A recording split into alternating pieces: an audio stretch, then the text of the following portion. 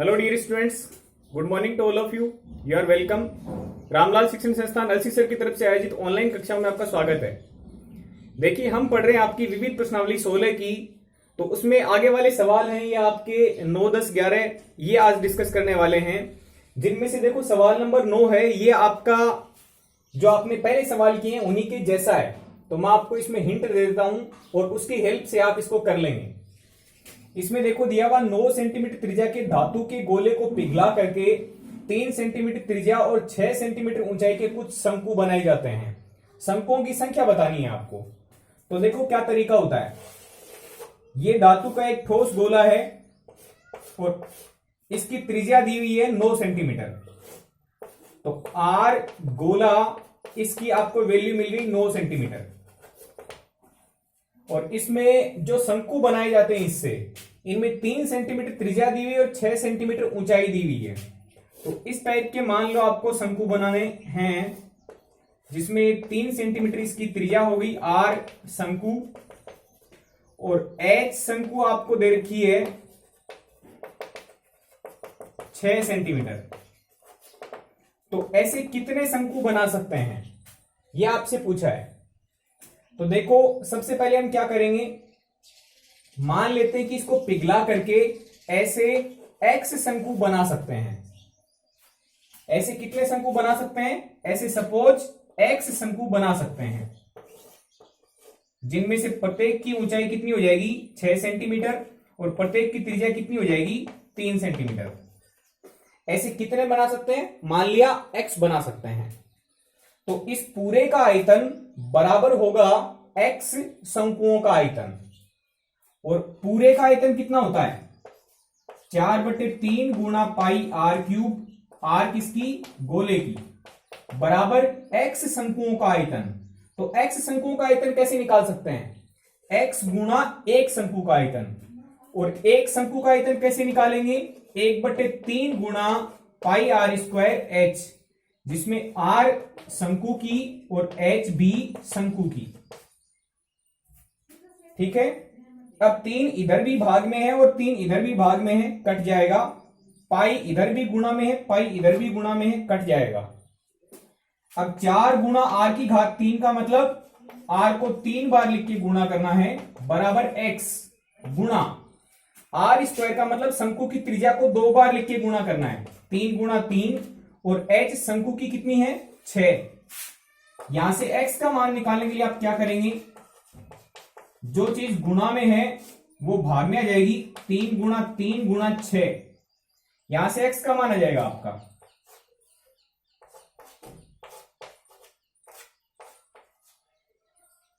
ये बनेगा 54। एक ऐसा ही सवाल हमने पहले भी किया था जिसमें एक्स का मान 54 आया था। तो इस तरीके से आपको इस सवाल नंबर 9 कंप्लीट करना है। आगे वाला सवाल है वो स्पेशल सवाल है, उसको देखें ध्यान से।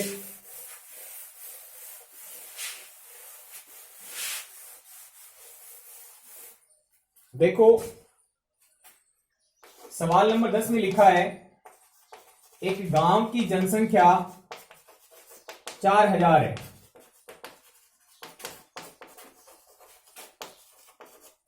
और इसमें प्रतिदिन प्रति व्यक्ति 150 लीटर पानी की आवश्यकता रहती है। ठीक है। एक टंकी बनाई हुई है गांव में। गांव में बनी हुई टंकी की साइज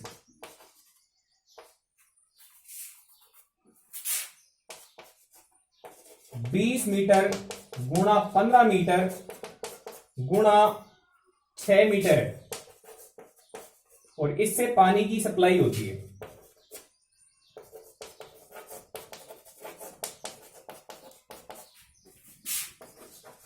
आपसे सवाल पूछा है,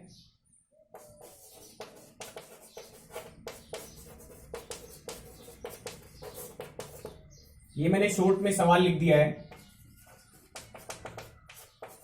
देखो क्या लिखा है, एक गांव की जनसंख्या 4000 है और प्रतिदिन प्रति व्यक्ति 150 लीटर पानी चाहिए। गांव में जो टंकी बनी हुई इसकी साइज ये है, तो बताओ पानी कितने दिन तक चल जाएगा। टंकी को एक बार भरने के बाद में कितने दिन तक पानी की सप्लाई चलेगी, फिर वापस उसको भरना पड़ेगा, उन दिनों की संख्या आपको निकालनी है। तो सबसे पहले हमें यह देखना पड़ेगा कि टंकी में पानी की मात्रा टोटल कितनी है, ठीक है।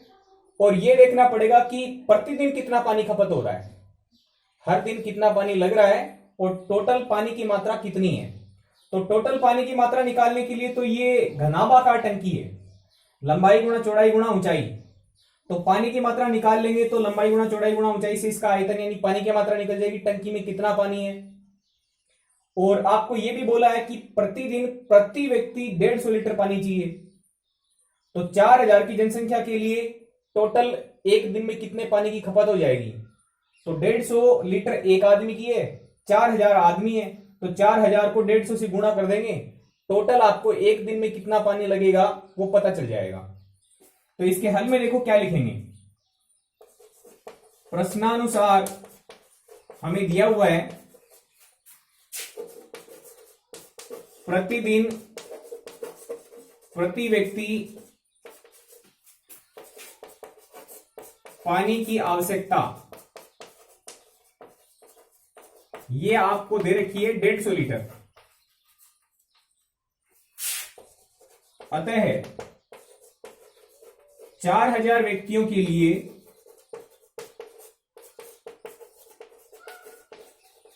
प्रतिदिन पानी की आवश्यकता कितनी होगी।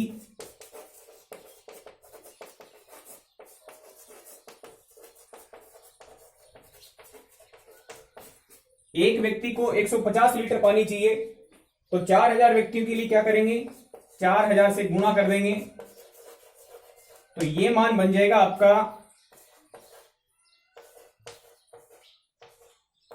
6 लाख लीटर। यानी एक दिन में उस पूरे गांव की सप्लाई होती है तो उससे 6 लाख लीटर पानी खपत हो जाता है। 4000 की जनसंख्या है तो ये एक दिन की पानी की आवश्यकता है। प्रतिदिन मतलब एक दिन की पानी की आवश्यकता कितनी है, 6 लाख लीटर। भरी हुई टंकी हो तो उसमें टोटल पानी की मात्रा कितनी है वो कैसे निकालेंगे। देखो, घनाभाकार टंकी में पानी की मात्रा, इसका मान निकालने के लिए लंबाई गुणा चौड़ाई गुणा ऊंचाई कर लेंगे।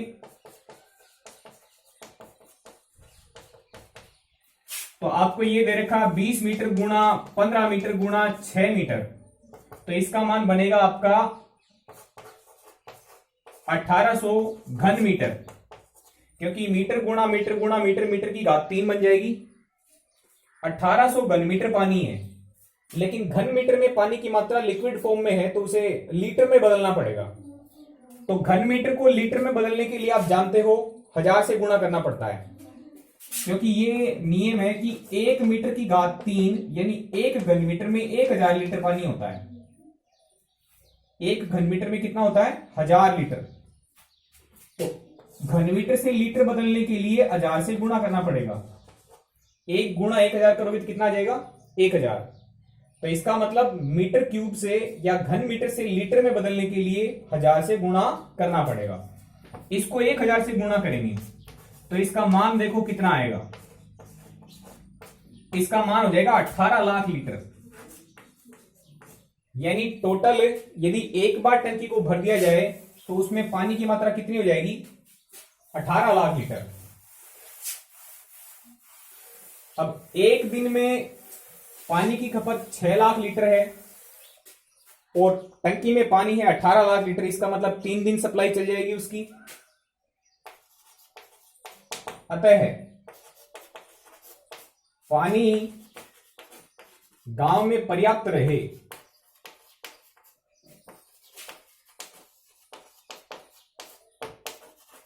उन दिनों की संख्या कैसे निकालेंगे, कुल पानी की मात्रा और इसमें भाग दे देंगे प्रतिदिन की आवश्यकता। प्रतिदिन कितना पानी चाहिए, 18 लाख लीटर पूरा टंकी में भरा हुआ है और एक दिन में लग रहा है 6 लाख लीटर, तो इसका मतलब इसका मान आ जाएगा 3। तो कितने दिन तक पानी चल जाएगा? 3 दिन तक। ओके स्टूडेंट्स, तो इस तरीके से आपको ये सवाल नंबर 10 कंप्लीट करना है।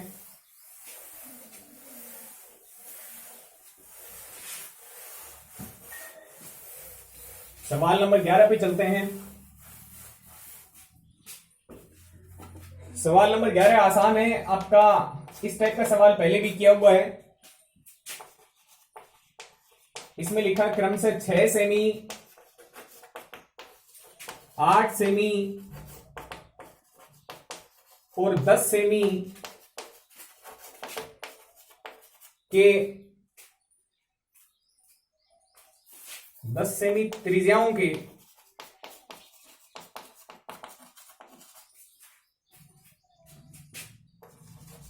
धातु के 3 ठोस गोलों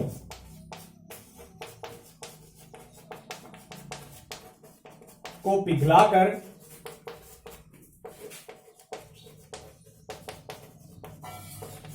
एक बड़ा ठोस गोला बनाया जाता है।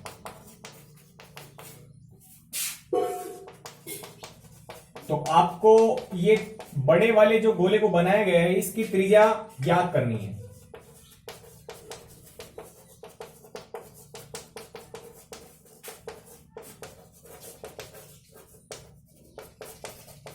देखिए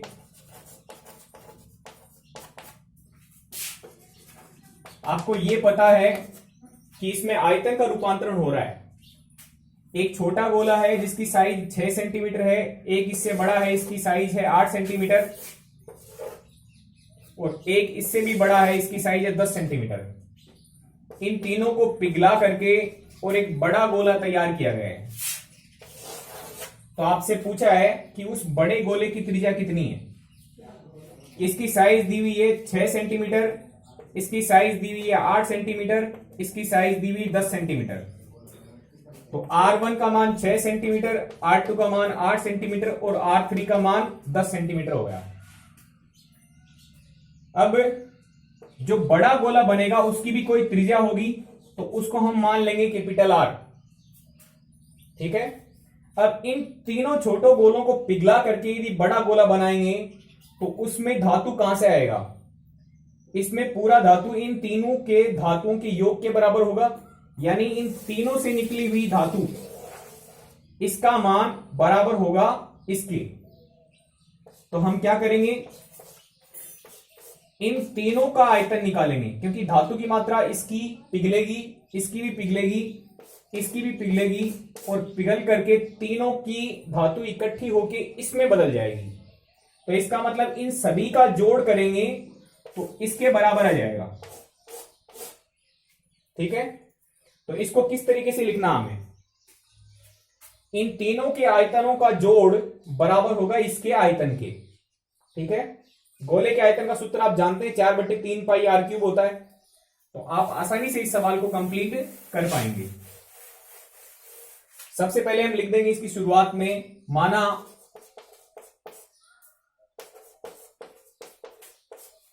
तीनों ठोस गोलों को पिघलाकर बने बड़े धातु के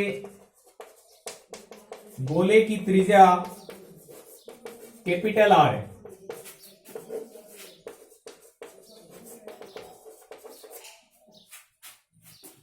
आप ये भी बोल सकते हैं कि छोटे वालों की त्रिज्याओं को R1, R2, R3 मान सकते हैं। अब तीनों को पिघला करके बड़ा बनाया गया है, तो हम लिख सकते हैं, अब प्रश्नानुसार तीनों ठोस गोलों का आयतन बराबर होगा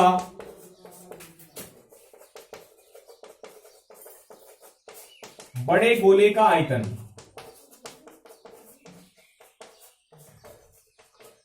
तो हम तीनों का आयतन जोड़ देंगे।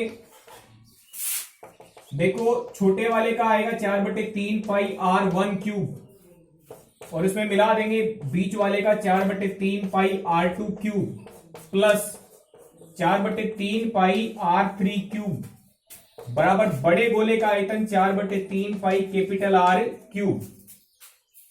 आप यहां पे बता सकते हैं जहां R1, R2 तथा R3 क्रम से है 6 सेमी, 8 सेमी व 10 सेंटीमीटर है। ठीक है, अब हम इसमें मान रख देंगे, आपको कैपिटल आर का मान इसमें मिल जाएगा। देखो आप ये लिख सकते हो 4/3 पाई R1 cube plus R2 cube plus R3 cube equal 4/3 pi capital R cube,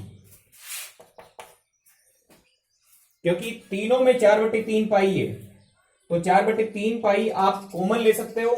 शुरू वाले में बचेगा R1 क्यूब, बाद वाले में R2 क्यूब और तीसरे में R3 क्यूब बराबर में 4/3 पाई कैपिटल R क्यूब। देखो 4/3 इधर गुणा से भाग में जाएगा तो इसको काट देगा, फिर पाई इधर गुणा से भाग में जाएगा तो इसको भी काट देगा, तो आपके पास बचेगा R1 cube plus R2 cube plus R3 cube बराबर कैपिटल R क्यूब। इसमें मान रख देंगे, सबसे छोटे वाले की त्रिज्या हमने कितनी मानी 6 सेंटीमीटर, तो 6 का क्यूब प्लस दूसरे की 8 और तीसरे की 10। इसको हम सरल कर लेते हैं। देखो 6 का क्यूब करोगे 216 बन जाएगा, 8 का क्यूब 512। कैसे निकाल रहे हैं, 8 को 3 बार लिख के गुणा करेंगे तो 512 आएगा, 6 को 3 बार लिख के गुणा करेंगे तो 216 आएगा, 10 को 3 बार लिख के गुणा करेंगे तो 1000 आ जाएगा बराबर में कैपिटल R क्यूब। इन तीनों को यदि हम जोड़ते हैं तो ये बनेगा 1728 बराबर में कैपिटल R क्यूब। अब हमें क्या करना पड़ेगा, देखो कैपिटल R का मान निकालने के लिए हमें घनमूल लेना पड़ेगा। ध्यान रखें स्टूडेंट्स, ये इधर 3 घात है, 3 घात को इधर भेजेंगे तो ये घनमूल बन जाएगी, यानी 1728 का आपको घनमूल निकालना है। घनमूल निकालने का मतलब 3-3 के ग्रुप करने हैं, तो 1728 का आप अभाज्य गुणनखंड करेंगे, 2 से भाग चला जाएगा, 2 8 16, फिर 1 बचेगा, 2 6 12 और 2 चौके 8, फिर 2 से भाग चला जाएगा, 2 चौके 8, 2 3 6, 2 दूनी 4, फिर 2 से भाग चला जाएगा, 2 दूनी 4, 2 एकम 2, फिर 1 छोड़ेगा, 2 6 के 12, फिर 2 से भाग दोगे ये बनेगा 108, फिर 2 से भाग दोगे ये बनेगा 54, फिर 2 से भाग दोगे ये बनेगा 27। अब आप जानते हैं 3 से कट जाएगा, 3 से भाग देंगे 9 बार, फिर 3 से भाग देंगे 3 बार, फिर 3 से भाग देंगे 1 बार। तो हमें घनमूल में 3-3 की ग्रुपिंग करनी पड़ती है। तो देखो 3-3 का एक ग्रुप बन गया, 3-3 का इनका एक ग्रुप बन गया, सॉरी 2-2 का, और एक ये ग्रुप बन गया जिसमें से 3 बार आ जाएगा। तो इसके घनमूल का उत्तर आएगा आपका 2 गुणा 2 गुणा 3 यानी 12। तो कैपिटल R का मान 12 आ गया। इसका मतलब है जो बड़ा गोला बनेगा उसकी त्रिज्या कितनी होगी 12 सेंटीमीटर। तो लास्ट में आपको एक लाइन लिखनी है इसमें, अतः है बड़े गोले की त्रिज्या 12 सेंटीमीटर होगी। तो इस तरीके से स्टूडेंट्स आपको ये सवाल कंप्लीट करने हैं। नेक्स्ट जो वीडियो होगा वो आपका लास्ट वीडियो होगा जिसके अंदर आपका चैप्टर नंबर 16 कंप्लीट हो जाएगा। Okay students, thank you very much.